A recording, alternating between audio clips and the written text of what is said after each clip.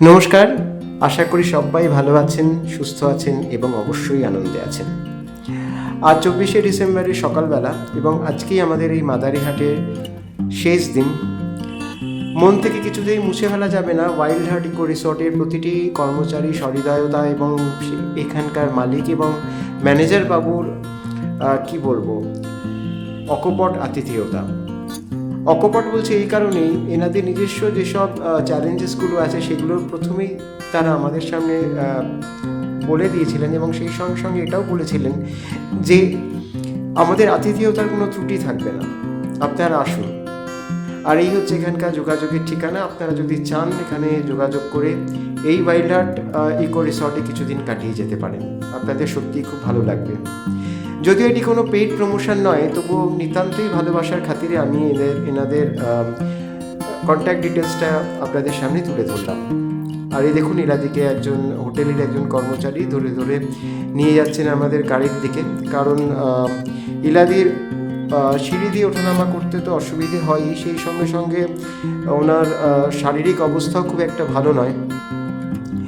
এই ইকো রিসর্টে ওনাকে রেখেই আমরা দুদিন বেরিয়েছিলাম এবং হোটেলের প্রতিটি কর্মচারী, প্রতিটি স্টাফ যেভাবে ইলাদিকে দেখাশুনো করেছে তা সহজে ভোলার নয়। আর এই হচ্ছে জলদাপাড়ার জঙ্গল। চারপাশের সবুজকে আর একবার শেষবারের মতন দেখে আমরা রওনা দিলাম দাওয়াই পানির উদ্দেশ্যে। আমাদের গাড়িও এসে গেল নির্দিষ্ট সময়ে। ব্রেকফাস্ট করে সবাই রেডি হয়ে লাগেজপত্র বাঁধাবাঁধি করে আমরা চললাম দাওয়াই পানির উদ্দেশ্যে। সেখানে কাটবে আমাদের আরও 3টে রাত। আর এই হচ্ছে ইকো রিসর্টের সামনের দিককার অংশ। সত্যি কথা বলতে কি, 3টে দিন যে কোথা দিয়ে কেটে গেল আমরা টেরই পেলাম না। আর এই আমাদের গাড়ি। বুবু এখনও শেষবারের মতো চারপাশটা দেখে নিচ্ছে।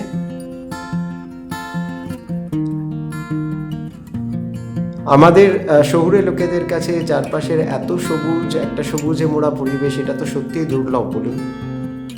কিন্তু কি আর করা যাবে, যেতে তো হবেই। আমরা এসেছি আমাদের বড়দিনের ছুটি কাটাতে। 3টে দিন যে কোথা দিয়ে পেরিয়ে গেল আমরা বুঝতেই পারলাম না। যাই হোক, আমরা বেরিয়ে পড়লাম রাস্তায়। যদিও দূরত্বটা খুব একটা বেশি নয়, 151 কিলোমিটার, কিন্তু যেহেতু পাহাড়ি রাস্তা সেই জন্য আমরা চাইছিলাম যে বেলা থাকতে থাকতেই আমাদের গন্তব্যে পৌঁছে যেতে। কেননা আজকের চারপাশের আবহাওয়া মানে কুয়াশায় ঢাকা এবং বেলা যত বাড়ছে আমরা ভেবেছিলাম দিনটাও পরিষ্কার হবে, কিন্তু তার সঙ্গে সঙ্গে কুয়াশার দাপটও বেড়ে চলেছে। কিন্তু কিছু দূর এগোতেই আবহাওয়া কিছুটা পরিষ্কার পাওয়া গেল। তবু আমাদের ড্রাইভার দাদা বললেন যে যত তাড়াতাড়ি সম্ভব আমাদের গন্তব্যে পৌঁছলেই ভালো হবে, কারণ দাওয়াই পানির রাস্তাটা কিন্তু খুব একটা ভালো নয়।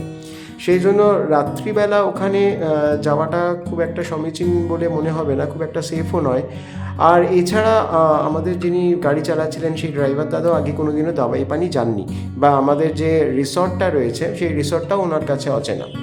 যাই হোক, উত্তরবঙ্গের প্রকৃতি বা প্রাকৃতিক পরিবেশ বরাবরই আমার কাছে একটা ভীষণ আকর্ষণের জায়গা। সবুজ গালিচার মতো চা বাগান, ইতস্তত ছড়িয়ে ছিটিয়ে থাকা জঙ্গল, সেই সঙ্গে সঙ্গে এখানকার মানুষজন এখানকার প্রকৃতির মতোই সহজ সরল, অন্তরঙ্গ এবং সেই সঙ্গে সঙ্গে প্রচণ্ডভাবেই আন্তরিক। আমার মনে পড়ে যতবার আমি উত্তরবঙ্গে এসেছি ততবারই বিভিন্ন মানুষজনের সঙ্গে যখন পরিচিত হয়েছি তখন ওনারা এত আন্তরিকতার সঙ্গে কাছে টেনে নিয়েছেন, সেটা ভোলার নয়। আর এই পথে যেতে যেতেই পড়লো এই চা বাগান। উত্তরবঙ্গ মানেই তো চা বাগান, সবুজ, সেই সঙ্গে সঙ্গে পাহাড়ের হাতছানি। এটা কি, এই আকর্ষণটাকে কি সহজে কাটিয়ে ওঠা যায় বলুন?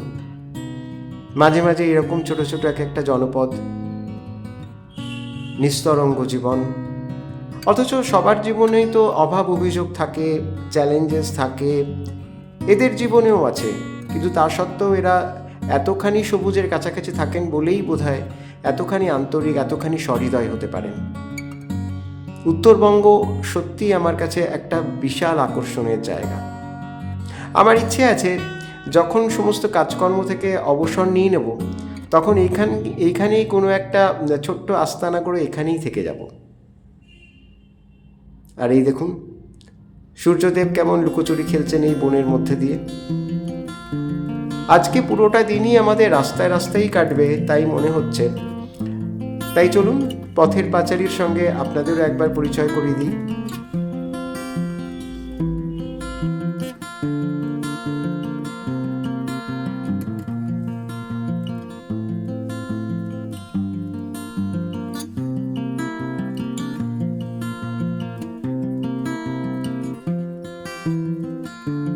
আজকের এই পথের পাঁচালী আমার বহুদিন মনে থাকবে। সত্যি যতবার আমি এনজিপি থেকে দার্জিলিং গেছি বা এনজিপি থেকে অন্য কোনো ডেস্টিনেশনে গেছি, চারপাশে যে প্রাকৃতিক সৌন্দর্য বা রাস্তা দিয়ে চলার যে আনন্দ, পথ চলার যে আনন্দ, সেটা আজও ভুলতে পারিনি। আর এই পথ চলার আনন্দই বোধহয় আমাকে বারবার টেনে আনে এই সবুজের মাঝখানে।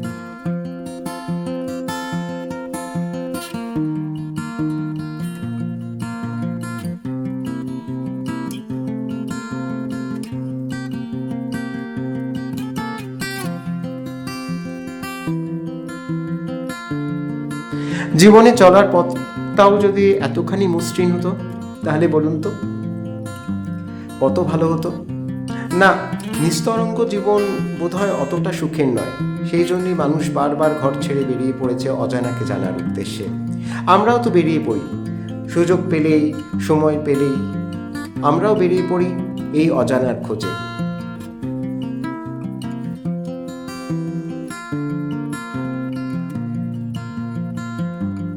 কথায় বলে বাঙালি মানেই পায়ের তলায় সর্ষে। বাঙালির মতো ভ্রমণ পিপাসু একটা জনজাতি পৃথিবীতে আর কোথাও আছে বলে আমার মনে হয় না। বাঙালিরা ঠিকমতো খেতে পড়তে না পারা, কিন্তু বছরে একবার তাদের ঘর ছেড়ে বেরোতেই হবে। বাইরের হাতছানি, ঘরের বাঁধন তাদের কিছুতেই আটকে রাখতে পারে না।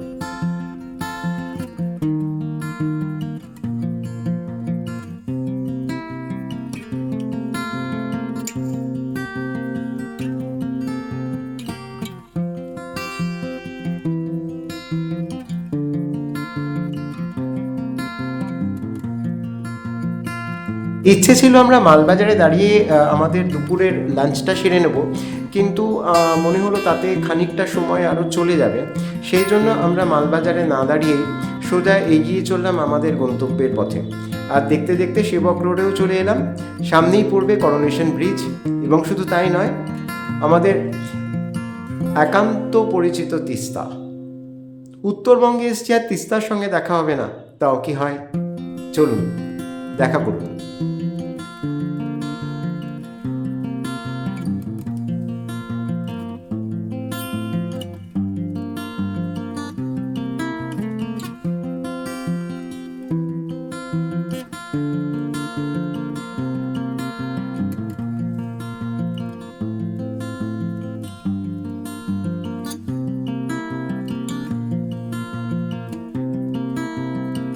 আমি যখন অফিসের কোনো কাজে উত্তরবঙ্গে এসেছি, আগে মাঝে মাঝেই আসতে হতো, তখন এমনও দিন গেছে যেদিন উদ্দেশ্যহীনভাবে উত্তরবঙ্গের রাস্তাঘাটে ঘুরে বেরিয়েছি। কোনো রকম হয়তো কাজ ছিল, কিন্তু সেই কাজটা শেষ করে বারবারই মনে হচ্ছে কতক্ষণ রাস্তায় নেমে পড়ব, অর্থাৎ এই চারপাশের অপার্থিব সৌন্দর্যকে একদম গোগ্রাসে গিলে আবার ফিরে যাব। জীবনের নির্যাসটুকু তো এখান থেকেই পাওয়া যায়।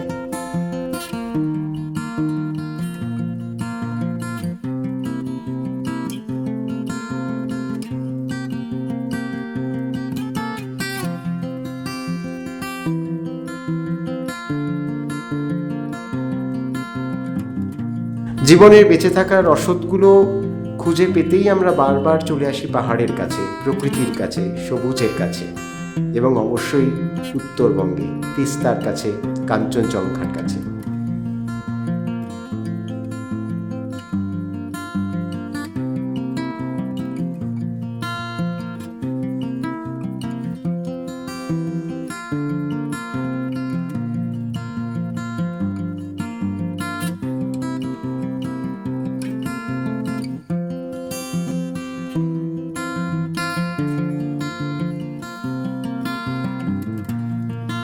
ইচ্ছে ছিল যাওয়ার পথে একবার সেবক কালী বাড়িতে মার সঙ্গেও দেখা করে যাব, কিন্তু সময়ের অভাবে সেটাও আর হলো না। আর এই যে করোনেশন ব্রিজ, আর তার তলা দিয়ে বয়ে চলেছে সুন্দরী তিস্তা।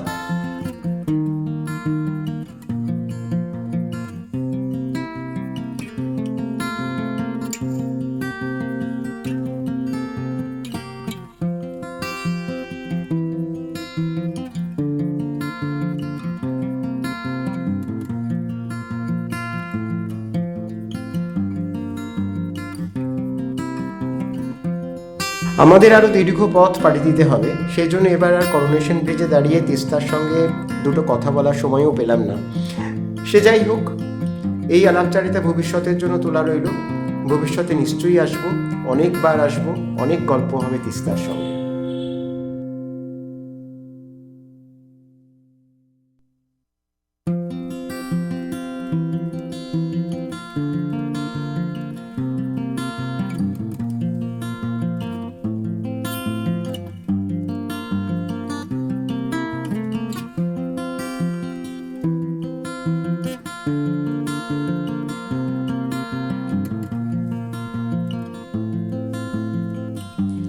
আমি হলপ করে বলতে পারি, একবার যদি সময় সুযোগ পেলে এই রাস্তায় একবার নেমে পড়তে পারেন, এই রাস্তার অমোঘ আকর্ষণ আপনি কিছুতেই এড়াতে পারবেন না। বাঁকে বাঁকে যে কি সৌন্দর্য অপেক্ষা করে আছে আপনি নিজেও ভাবতে পারবেন না। আমি কতবার এই রাস্তা দিয়ে এসেছি তার কোনো হিসাব নেই, কিন্তু যতবার এসেছি ততবার মনে হয়েছে যে নতুন কিছু হয়তো, নতুন কোনো চমক হয়তো আমার জন্য অপেক্ষা করছে রাস্তার প্রতিটি বাঁকে। আর ওই দূরের পাহাড়, এর হাতছানি কি এড়ানো যাবে বা এড়ানো যায়?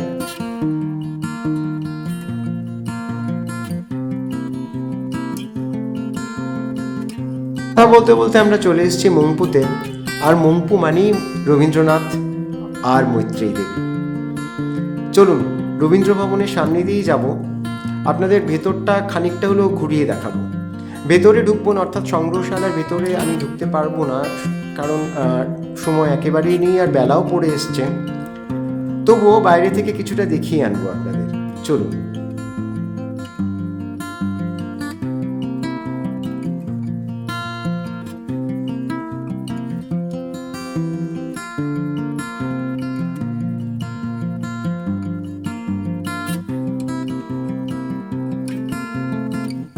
মংপুতে যদি আপনি বেড়াতে আসেন তাহলে হাতে অন্তত খানিকটা সময় নিয়ে আসবেন, কারণ এখানে সিনকোনার চাষ হয় এবং সেই সিনকোনা এখানে আপনার থেকে যে ম্যালেরিয়ার ওষুধ সেটাও তৈরি হয়। এখানে একটি রিসার্চ সেন্টারও আছে, প্রয়োজন হলে বা যদি ভালো লাগে তাহলে আপনারা সেই জায়গাটাও ঘুরে দেখতে পারেন। আর এটাই হচ্ছে রবীন্দ্র ভবন। এই রবীন্দ্র ভবনের ভেতরে ঢুকে একটা জিনিস দেখে আমার বাড়ি হতাশ লাগলো। এখানে একটি গাছ ছিল, একটি দেবদারু না ছাতিম, এই মুহূর্তে আমার ঠিক মনে পড়ছে না, যার তলায় বসে কবিগুরু প্রচুর সৃষ্টি রচনা করেছিলেন যখন উনি এই বাড়িটিতে ছিলেন কিছুদিনের জন্য। কিন্তু সেই গাছটি দেখলাম এবার নষ্ট হয়ে গেছে। আপনাদেরকেও দেখাচ্ছি জায়গাটা। যারা এই জায়গাটি ঘুরে গেছেন তারা নিশ্চয়ই চিনতে পারবেন।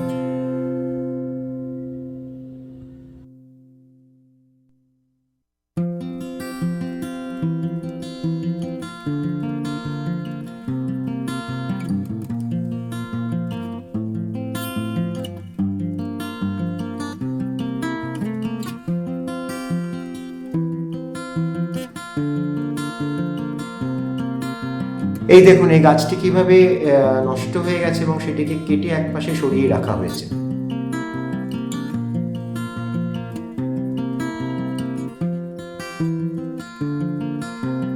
বেশ খারাপই লাগলো। গাছটিকে হয়তো বাঁচিয়ে রাখা যেত যদি একটু এখানকার যারা বন সংরক্ষণ কর্মী যারা আছেন তারা যদি একটু তৎপর হতেন, মনে হয় গাছটি বেঁচে যেত। যাই হোক, এখান থেকে আমরা এগিয়ে চললাম আমাদের গন্তব্যের পথে। দাওয়াই পানিতে পিনাকল হোমস্টে আমাদের উষ্ণ অভ্যর্থনা জানানোর জন্য অপেক্ষা করছে। ওখান থেকে বারবারই ফোন আসছিল যে আমরা কখন পৌঁছবো, কারণ কথা ছিল যে আমরা ওখানে গিয়ে লাঞ্চ করব, কিন্তু লাঞ্চের সময় তো আর নেই। তো হোমস্টের যিনি দাদা আছেন তিনি বললেন যে তিনি আমাদের জন্য গরম গরম চিকেন মোমো নিয়ে অপেক্ষা করছেন। শুনেই আমাদের খিদেটা আরও বেশ কিছুটা বেড়ে গেল। যাই হোক, পথে আর কোথাও না দাঁড়িয়ে আমরা সোজা চললাম দাওয়াই পানির উদ্দেশ্যে।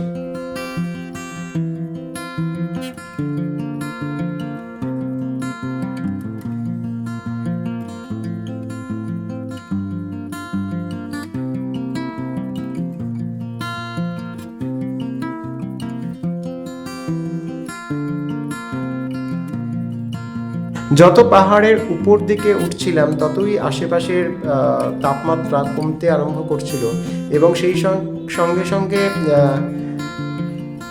মনে হচ্ছিল যেন সত্যি সত্যি আমরা পাহাড়ের ওপরে চলে এসেছি। আর এই হচ্ছে দাওয়াই পানির রাস্তা। এখানকার প্রাকৃতিক সৌন্দর্য থেকে যেমন চোখ ফেরানো যায় না, তেমনি এই রাস্তায় চলতে গেলে প্রচণ্ড চড়াই উতরাই অতিক্রম করে তবে পৌঁছতে হয় এবং রাস্তার অবস্থাও খুব একটা ভালো না। তাই আমি বলবো যে যারা সাধারণত মসৃণ রাস্তায় চলতে চান বা ঘুরতে গিয়ে সাধারণত কোনো রকম রাস্তাঘাটের ঝুঁকি নিতে চান না, দাওয়াই পানি কিন্তু তাদের জন্য নয়। কিন্তু তবু আমি বলবো যে আপনারা আসুন এবং উপভোগ করুন এখানকার অনবদ্য প্রাকৃতিক সৌন্দর্য।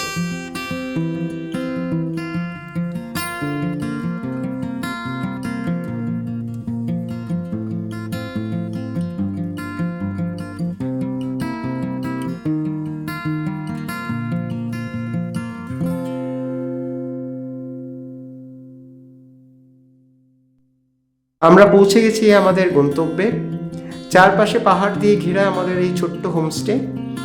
এইখানকার যারা আছেন, অর্থাৎ আগামী 3 দিন যারা আমাদের দেখাশুনো করবেন বা যাদের আতিথ্যে আমরা থাকবো, তাদের সঙ্গে অবশ্যই আমি পরিচয় করাবো আপনাদের। আর এই হচ্ছে চারপাশটা মেঘ ঢাকা, সেই জন্য আমাদের অতি পরিচিত বন্ধুকে আপনাদের সঙ্গে আজ পরিচয় করানো গেল না, সেটা তোলাই রইল। আর এই হচ্ছে আমাদের আশ্রয়। এখানে 3টে ডাবল বেডের খাট, 2টো ওয়াশরুম এবং সেই সঙ্গে সঙ্গে একটা মিউজিক সিস্টেমও ছিল, যদিও সেটা প্রথম রাতের পর আর চলেনি। সমস্ত রকম সুযোগ সুবিধে, অর্থাৎ পাহাড়ি পরিবেশে যতটুকু থাকা দরকার ততটুকুই রয়েছে। গিজার রয়েছে, বেসিন রয়েছে, পরিষ্কার পরিচ্ছন্ন কমোডও রয়েছে। অর্থাৎ আমাদের শহুরে লোকদের খুব একটা অসুবিধে হওয়ার কথা নয়। আর এটি হচ্ছে সেকেন্ড ওয়াশরুম।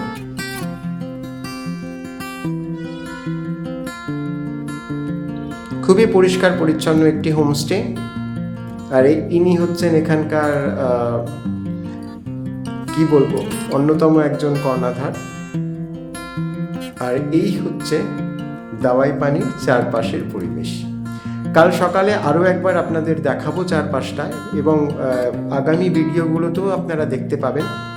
আমাদের এই ভিডিও যদি আপনাদের ভালো লেগে থাকে তাহলে অনুরোধ রইল সাবস্ক্রাইব করে পাশে থাকার। আর দূরে ওই আলো ঝলমলে, এটা কিন্তু আকাশ না বা তারায় ভর্তি আকাশও নয়, এটা দার্জিলিং।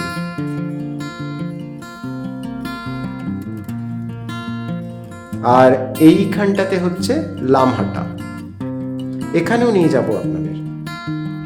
চলুন, আপাতত গরম মোমো আমাদের ডাকছে। আর সেই সঙ্গে সঙ্গে চাইবো আপনারাও সবাই খুব ভালো থাকুন, সুস্থ থাকুন, আনন্দে থাকুন। নমস্কার।